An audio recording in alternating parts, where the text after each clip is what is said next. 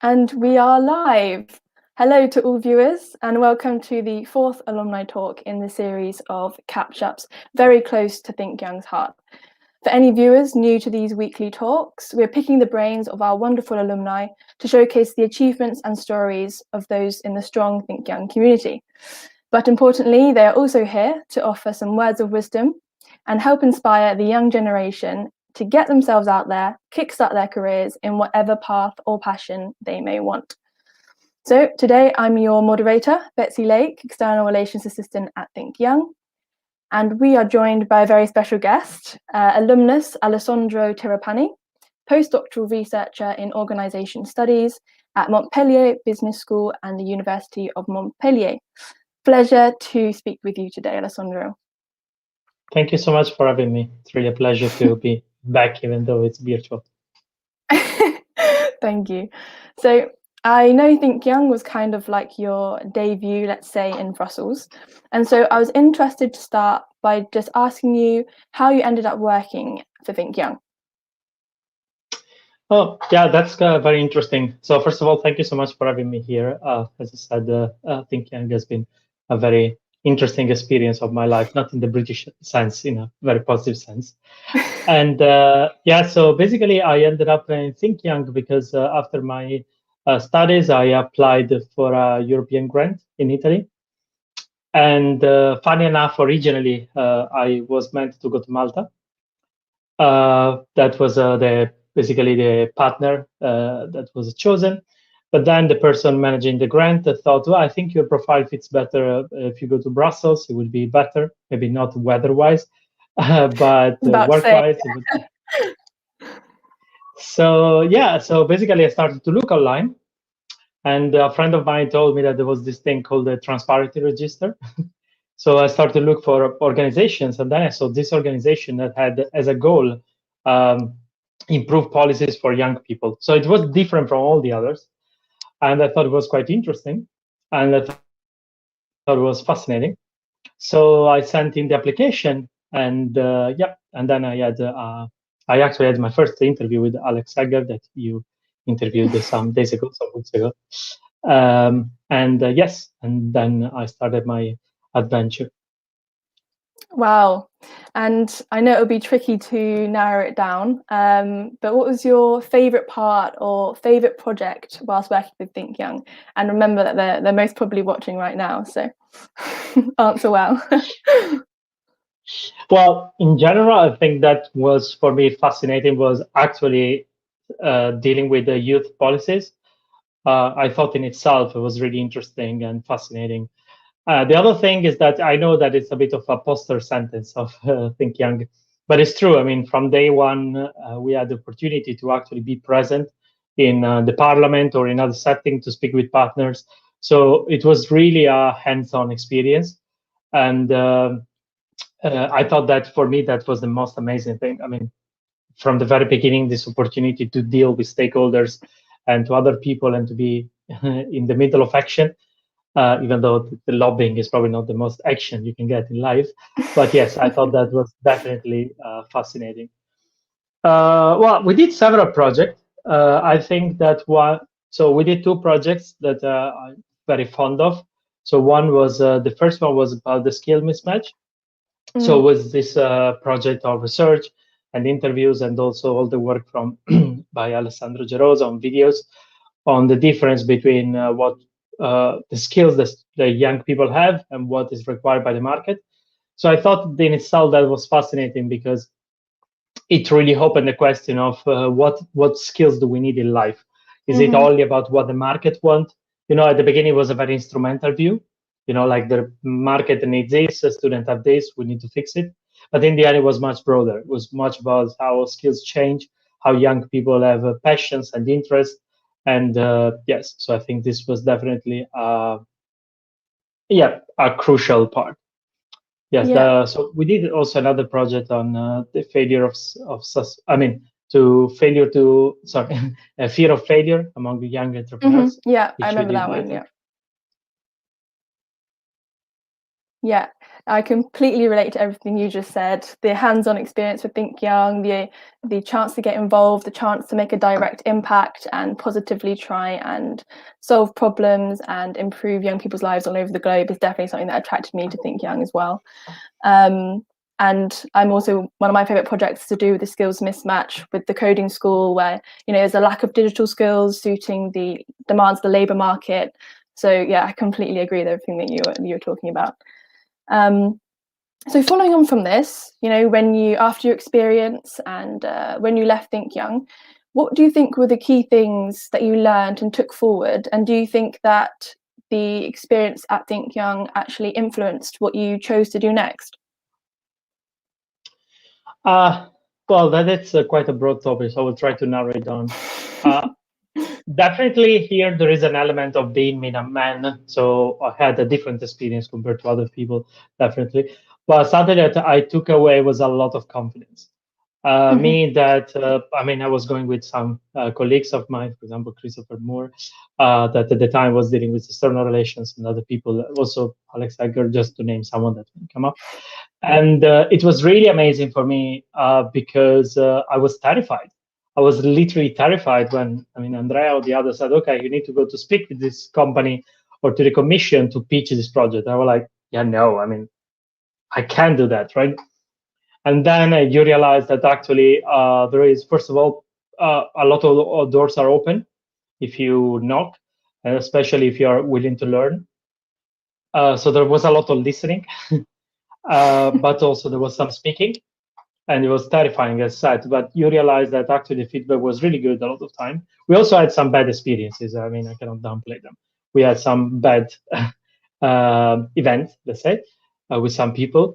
But nothing dramatic. But even that was an experience, right? How do you deal with someone?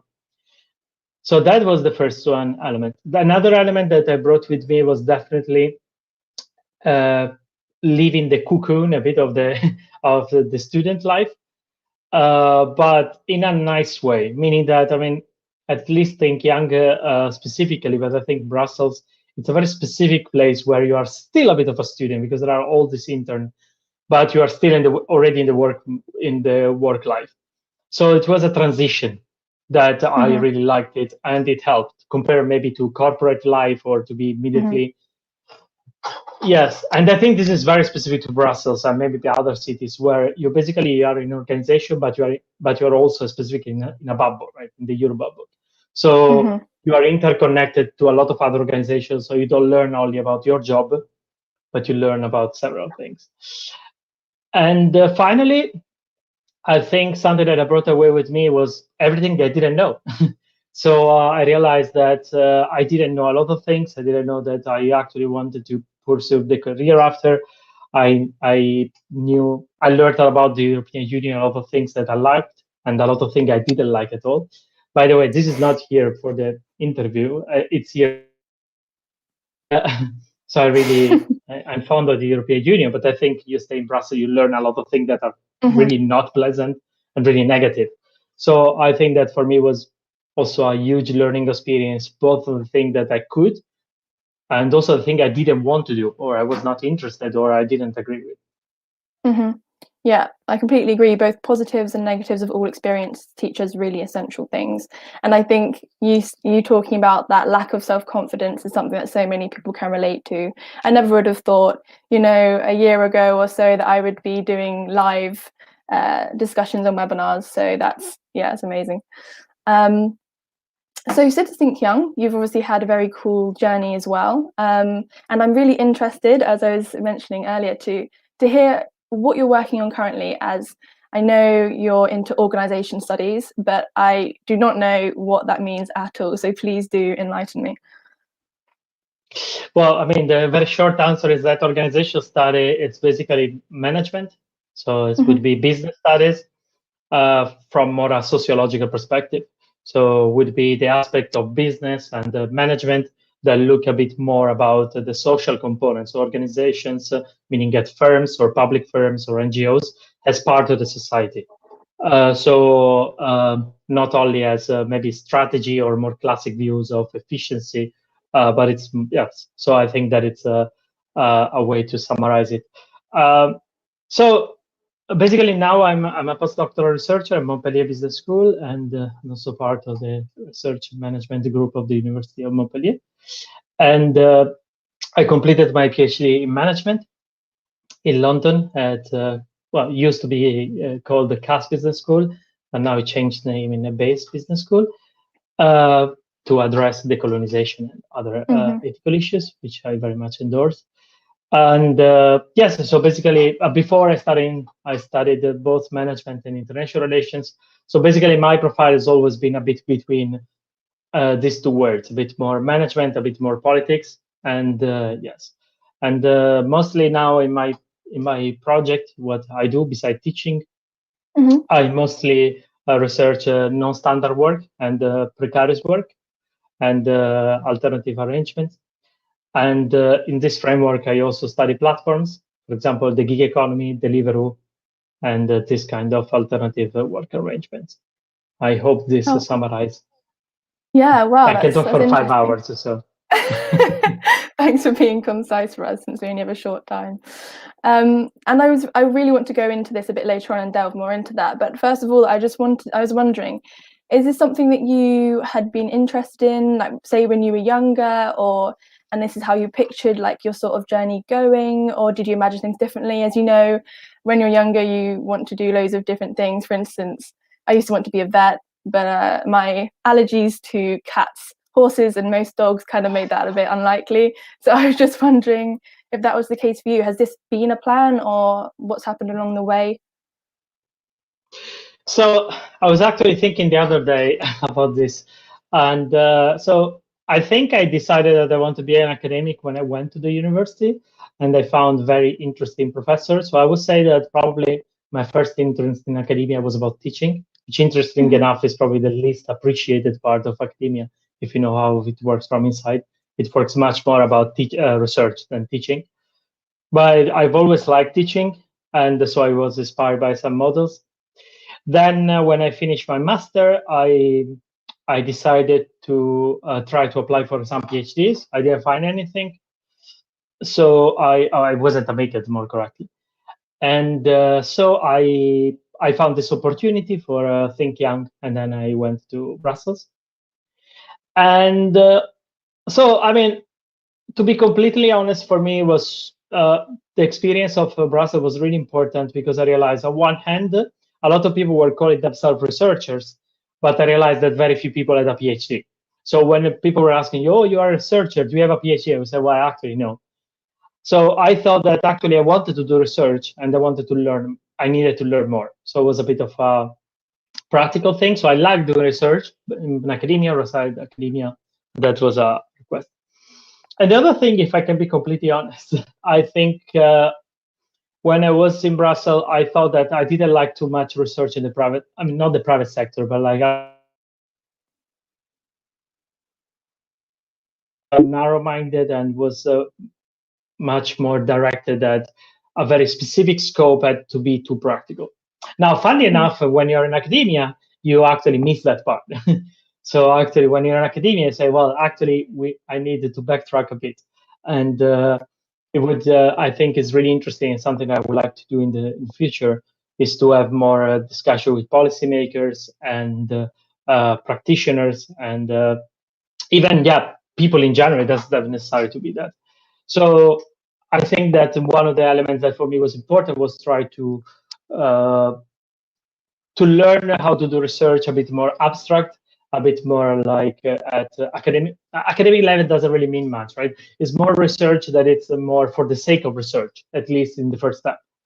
I really believe in this idea that you have some research that it talks more about to other research, but you need to have also research that talks to the practitioners. And when you have too much of only one of the two things, then it creates some bubbles, right? So you have maybe sloppy research that it's only for the policymakers, not well informed, or you have some research that it stays in a bubble, nobody knows about it, and there is necessity to bridge the two. But yes, I mean, I think it's possible and absolutely welcome to have more interaction between policymakers and research. I think it's important. Yeah, I know exactly. That's one of ThinkYoung's activities is connecting the two so that policymakers are well informed, especially on youth needs and barriers. So I couldn't agree more. And for those young people maybe thinking, oh, should I pursue academia and research and PhD and things like that? From yourself, would you have any like words of wisdom or tips or advice to give? Well, it's hard to say. I mean, I would say that the first thing is that academia, it's a job as others. Every job is different. So I think many people, probably myself included, when I started, I saw it more as a continuation of studies, when in fact it's a career in itself. So if do not choose a PhD, do not choose to go in academia because it's the easy way. It's not. It's absolutely not. It has a lot of drawbacks as many other jobs. So it doesn't get easier, and it's really a hard job market. So I think there are a lot of hurdles. This said, I think I'm really happy I did a PhD. If I would go back, I would do it again. So my idea is that I think what's really important for me, at least in my experience, and I guess in social sciences or probably even other sciences, is very much the community you're going to join. So if I'm really happy of the community I found, and communities actually, there are many, and I thought that for me it's really, really important, and it actually made it possible to navigate the hurdles and the complexities of the process. Another thing that for me is really important, and I think is an advice that everybody will give to someone that wants to do a PhD, the supervisor or supervisors are really, really important. And yes, so it's really hard to know before, but try to know as much as possible. And finally, I would say that an advice is that you can quit whenever you want, and there is no shame in quitting. There is a lot of people that goes through mental health. We actually had a lot of sessions at the university because people feel trapped. It's a job like any other. You're not a failure. You're not worse if you don't have a PhD. It's a piece of paper, and you can be specialized in a million things. So if you don't like it, don't stick to it because you feel all the pressure. You can also change a PhD. You can change supervisors. So it's a career. As any career, you wouldn't stay in a place because you don't like it, but also you wouldn't quit completely the industry or the job because you don't like your place of the job, right? Your workplace. Yeah. So yeah. Thank you so much. You definitely broke some stereotypes and misconceptions there. I really appreciate your insights and honesty as well. So I just wanted to delve more into what you mentioned earlier with what you're working on. So you work with alternative job arrangements and things like this. And I wanted to know, in terms of COVID, I think everyone looking forward is wondering how COVID is going to affect, the future of work and things like that. So I was wondering, one, how has COVID affected you and your career, and also how you think it's going to affect the future of work and arrangements like this? Well, this is a $1 million question. Future telling is not a very nice science, but I would say that the first thing is that I think me and many other people in my position, we were on the more privileged side. Basically, all my job could be done online, and I actually had more interaction with a senior professor that maybe they were in the US and they wouldn't, or other countries, wherever, and they maybe wouldn't have had the time to do a one-to-one Skype.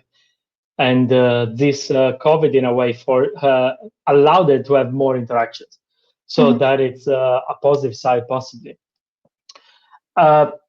This said, I think there are a lot of drawbacks, beside, of course, the dramatic human toll of the pandemic, which I'm not in any way discounting. So I would say that one has been that social isolation has gone to the roof. And as I said before, the community really, really important, not only for mental health, for job satisfaction, for job improvement. And I think this doesn't necessarily apply to academia, but to everywhere. I mean, the idea that someone can work remotely is great to the extent that it's limited, or it's, I don't know, it's a possibility, or it's arranged very well. but isolation can really destroy you in the long run. I mean, your connections, your life, and so it's complex. I mean, I wouldn't discount this. Another thing that I've seen firsthand, I can talk about the thing that I've seen, to be honest. It's teaching. So I can imagine other activities that are one-to-one, for example, pitching to clients or having a networking event or having business fairs. All these categories really change so much when it's online because it kills the human connection there, which is so informal. It's immaterial. All the casual meetings. So I think that it's something that has to be accommodated. On the other hand, it's true that it was long due that a lot of the industries actually embraced the more technological arrangements. So the idea that, for example, you don't need to travel the world for a meeting, or the idea that you can accommodate some personal needs, or the idea that people that wouldn't be able for economic or personal reasons or travel restriction to attend the international events, conference and networking, business events, are now more easily included in this. So I think there is a huge potential. I mean, there is a whole debate also on the carbon footprint or ecological impact, which could be taken into consideration. I don't know. It's not a very neat answer, but just to say that I think there are some positive sides. But for me, the most negative side was this loss of socialization that I think is absolutely crucial in the longer run to work well and do well. Yeah, I can't agree more. I think it's so vital that mental health is really seen as a priority working forward post-COVID, and even improving it since it was before. We've already seen that improvement in awareness and talking about these things previously, but it definitely needs even a much bigger improvement than has already been happening. As we know from that mental health is really plummeted during all of these lockdowns and isolation, as you said. So yeah, thank you for your thorough and interesting answer to that. So going forward, I wanted to ask, do you really recommend then that young people to cope with this changing and sort of more unpredictable job market and future of work? Do you think that internships are really vital, and would you really recommend them? I know from myself, having done this placement with ThinkYoung, I've learned so many essential and advanced skills. It's really accelerated, personal and professional growth and development. So I definitely advocate their importance, but I wanted to see your perspective on internships. Yeah, thanks. So, I mean, don't want to do self-advertisement because there aren't that much to sell in academia. But I did my main work of the PhD thesis on internship in Brussels, actually. And having been an intern myself, and then I interviewed a lot of interns. I spoke with several associations. So I think internship are not bad per se. And there are a lot of positive sides. The most important thing, I think, is this idea of going out of the cocoon, of experiencing yourself in the market. Not even the market, which I don't like the term, in the broader society. So you can work in many things. Does that to be? I mean, ThinkYoung is works as a non-profit, but also research. But also, I mean, you can work in NGOs or companies or public institutions. And I think it's really, really important. The fact is that there is obviously an abuse of internships, which I would characterize more specifically as bad internship, meaning that you don't learn that much, more than evil organizations that are use it in an evil way. They exist, but I have to say that at least in Brussels, in my research, I didn't find a disproportionate amount of companies taking advantage of interns. But I've seen a lot of internships that were not really teaching much. They were too short. And so an internship has to be well crafted, has to be meaningful, and also it has to be paid to some extent. Unfortunately, unpaid internships are absolutely damaging for a lot of social groups. And yes, so that's something I wanted to stress. You said at the beginning, like, do you have any advice for interns, stuff like this? I think it doesn't really mean much, the word, right? Because behind the label, there are a lot of different people. I mean, like, for example, there is a gender divide that is very strong, but there are also a lot of minorities that are excluded, but for the different reasons, more or less overt racism. But I think the biggest hurdle there is about the type of capitals that you need, like social capital, economic capital, or other types of social connections and money. And I heard a lot of people that really went through gigantic hurdles to be able to afford it. And when you put an internship that is €300 per month, basically what you're saying is that someone else has to pay for it, right? Because I mean, you're not paying it; someone else has to do it. So it has to be the family, it has to be an international organization, it has to be a university. And the fact is that since internships are necessarily in order to enter the job market, especially in Brussels as a specific job market, you're basically saying that some people cannot enter or they have to go through amazing hurdles to do it. When you add to this that some internships are not really learning, or there is so much uncertainty, you know, if you're not going to be renewed, you don't know what's going to happen, you don't know. There is all this pressure, you know, all the time to market yourself, to find the fundings. I know people that work in bar during the night, people living with other 5 or 6 people, people that had to quit an internship because they couldn't afford it. House, a lot of people do not know, but if you don't have the proper internship agreement, you are not entitled to public health in Belgium. Now, doesn't mean that you cannot go to urgencies, but if you have other conditions, you cannot be treated. Some interns couldn't pay the dentist. They waited 6 months with 3 months with pain. A lot of people rely on families or acquaintances. So I think these are problems that have to be addressed collectively, and they are really a big problem.